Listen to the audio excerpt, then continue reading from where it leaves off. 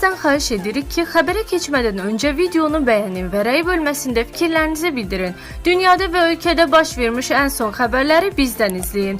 Bunun üçün kanala abunə olmağı və bildiriş simvolunu açmağı unutmayın. İndidən təşəkkürlər.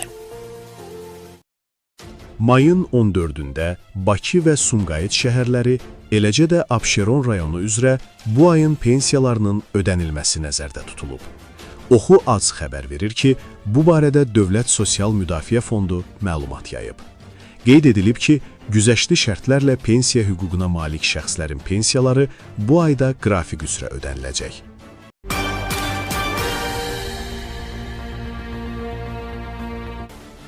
İngiltərədə yaşayan soydaşımız diaspor fəalı Natəvan Qasımzadə ömrünün 34-cü ilində vəfat edib. 1992-ci ildə Bakıda anadan olan Natəvan Qasımzadə orta və bakalavr təhsilini doğma şəhərində başa vurub. Daha sonra İngiltərənin Westminster Universitetində hematologiya ixtisası üzrə magistr təhsili alıb və həmin ölkədə tibb sahəsində çalışmağa başlayıb. Oxu Az xəbər verir ki, bu barədə Azərbaycan Respublikasının Diasporla İş üzrə Dövlət Komitəsinin DDK mayın 12-sində İngiltərədə vəfat edən Natəvan Qasımzadə ilə bağlı yaydığı məlumatda bildirilib. Qeyd olunub ki, Natəvan Qasımzadə İngiltərədə diaspor fəaliyyətinə aktiv qoşularaq Azərbaycan həqiqətlərinin təbliği və milli mənəvi dəyərlərimizin qorunması istiqamətində ardıcıl işlər görüb. 44 günlük Vətən müharibəsi zamanı beynəlxalq ictimaiyyəti tarixi faktlara əsasən düzgün məlumatlandırmaqda fəal rol oynayıb. O, həmçinin DDK-nın təşkil etdiyi layihələrdə iştirak edərək diaspor fəaliyyətinə töhfələr verib. DDK Natəvan Qasımzadənin vaxtsız vəfatından kədərləndiyini bildirir.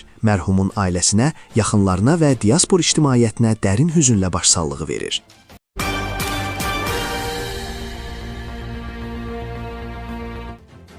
...67 yaşlı anasını yad kişilərlə yüngül həyat keçirməsini bəhanə edərək qətlə yetirən Emil Ağayevin cinayət işinin bəzi detalları məlum olub. Oxu Az Unikala istinadla xəbər verir ki, hadisə 2026-cı il yanvarın 24-də Sabunçu rayonu Ramana qəzəbəsi Gülçülük sovxozu ərazisində baş verib. İttiham aktında göstərilib ki, Emil Ağayev heç bir əsaslı səbəb olmadan doğma anası Həyat Ağayevanın istifadəsində olmuş mobil telefonda kişilərlə telefon əlaqələrinin olmasını, yüngül həyat tərzi keçirməsini bəhanə gətirərək onu qəsdən öldürmək qərarına gəlib. O, 2026-cı il yanvarın 24-də səhər saatlarında birgə yaşadıkları evdə heç kimin olmamasından istifadə edərək, həmin vaxtı işdə olan Həyat Ağayevaya zəng edərək qaynatasının onların evinə qonaq gələcəyinə dair yalan məlumat verib. İstintaqla müəyyən edilib ki, Emil həmin gün anasını taksi ilə iş yerindən götürüb, saat 10 radələrində yaşadıkları Sabunçu rayonu Ramana qəsəbəsi Gülçülük sovxozu ərazisində yerləşən fərdi yaşayış evinə gətirib. Daha sonra qəsdən adam öldürməyə yönəlmiş niyyətini həyata keçirmək üçün evin qonaq otağında 67 yaşlı Həyat Ağayevanın qəflətən üzərinə hücum edib. O, anasına qəddarlıq və rəhimsizlik göstərərək hər iki əli ilə onun boğaz nahiyəsindən sıxıb, eyni zamanda sifətinə yumluq zərbələri vuraraq döşəmənin üzərinə yıxıb. Daha sonra niyyətini başa çatdırmaq üçün evin mətbəx otağından götürdüyü bıçaqla Həyat Ağayevaya arxadan yaxınlaşaraq onu nisbətən yuxarı istiqamətdə dikəldib və boyun nahiyəsindən 2 dəfə zərbə vuraraq kəsib. Bununla da Emil Ağayev anası Həyat Ağayevanı xüsusi amansızlıqla öldürərək həyatdan məhrum edib. Ona qarşı Cinayət Məcəlləsinin 120.2.2-ci xuliqanlıq niyyəti ilə adam öldürmə, 120.2.4-cü xüsusi amansızlıqla qəsdən adam öldürmə və 120.2.9-cu təqsirkar şəxs üçün aşkar surətdə köməksiz vəziyyətdə olan adamı öldürmə, habelə adam oğurluğu və ya girov götürülməsi ilə bağlı adam öldürmə maddələri ilə ittiham irəli sürülüb. Qeyd edək ki, cinayət işinin məhkəmə istintaqı hakim Namiq Kərimovun sədrliyi ilə araşdırılır.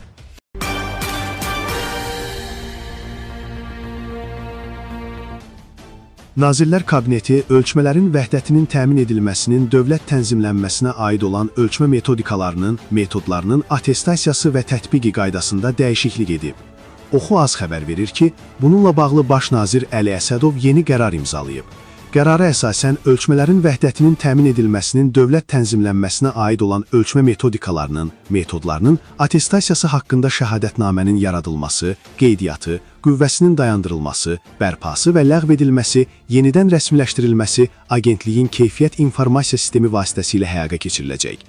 Ölçmələrin vəhdətinin təmin edilməsinin dövlət tənzimlənməsinə aid olan ölçmə metodlarının attestasiyası haqqında şəhadətnamə hüquq sahibinin istəyindən asılı olaraq elektron üsulla, o cümlədən elektron poçt ünvanı vasitəsilə və ya kağız daşıyıcıda hüquq sahibinə təqdim olunacaq. ölçmələrin vəhdətinin təmin edilməsinin dövlət tənzimlənməsinə aid olan ölçmə metodlarının attestasiyası haqqında şəhadətnamənin qeydiyyatı agentlik tərəfindən aparılacaq. Attestasiya haqqında şəhadətnamə 3 gün müddətində hüquq sahibinə təqdim olunacaq. Həmçinin ölçmələrin vəhdətinin təmin edilməsi üzrə Dövlət Məlumat Fondunun təşkili və aparılması, məlumatların fonda verilməsi, fonddan sənədlərin və məlumatların təqdim edilməsi qaydasında da dəyişiklik edilib. Belə ki, ölçmələrin vəhdətinin təmin edilməsi üzrə Dövlət Məlumat Fondu ölçmələrin vəhdətinin təmin edilməsi sahəsində Azərbaycan Respublikasının hüquqi aktları, ölkəmizin tərəfdar çıxdığı beynəlxalq müqavilələr barədə məlumatları, verilənlərin informasiya bazaları, dövlət kəmiyyət vahidi etalonları, standart nümunələrin və ölçmə vasitələrinin təsdiq edilmiş tipləri haqqında məlumatlar toplusu, attestasiya edilmiş ölçmə metodları, dövlət tənzimlənməsi sahəsinə aid olan ölçmələrin vahid siyahısı haqqında məlumatları özündə birləşdirir. Fonda məlumatların daxil edilməsini və həmin məlumatların verilməsini Azərbaycan Respublikasının prezidenti yanında Anti-İnhisar və İstehlak Bazarına Nəzarət Dövlət Agentliyi təşkil edəcək.